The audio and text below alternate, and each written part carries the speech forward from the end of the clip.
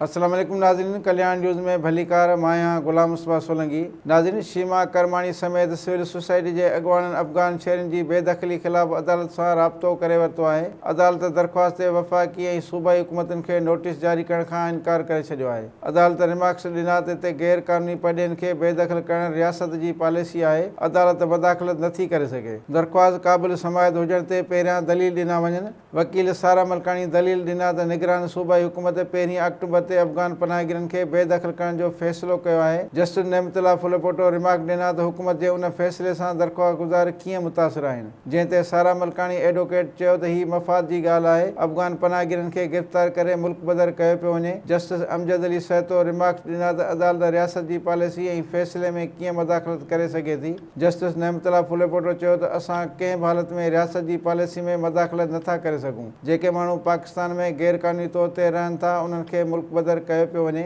वकील सारा मलकाणी चयो त अफ़गान पनाहगीरनि खे ॿुधण जो हक़ न पियो ॾिनो वञे। इंसानी हक़नि जूं भञकड़ियूं जारी आहिनि। पाकिस्तान जो कानून शहरियुनि जे हक़नि जो तहफ़ुज़ करे थो। अदालत दरख़्वास्त गुज़ार जे वकील खां सुवाल कयो त छा पाकिस्तानी वीज़ा ख़तमु थियण खां पोइ सऊदी अरब या कंहिं ॿिए मुल्क में रही सघे थो। वीज़ा जे मुदे खां पोइ हिकु ॾींहुं बि कंहिं मुल्क में रही नथो सघिजे। पाकिस्तान में गैर क़ानूनी कीअं रही सघे थो। दरख़्वास्त गुज़ार जे वकील चयो त पाकिस्तान जो कानून सभिनी जे हक़नि जो तहफ़ुज़ करे थो। अदालत चयो त रियासती पॉलिसी में मदाख़लत नथी करे सघिजे। दरख़्वास्त जे क़ाबिल समाअत थियण ताईं अदालत खे मुतमिन कयो वञे। अदालत दरख़्वास्त जी वधीक ॿुधणी करण खां मोज़रत करे छॾी।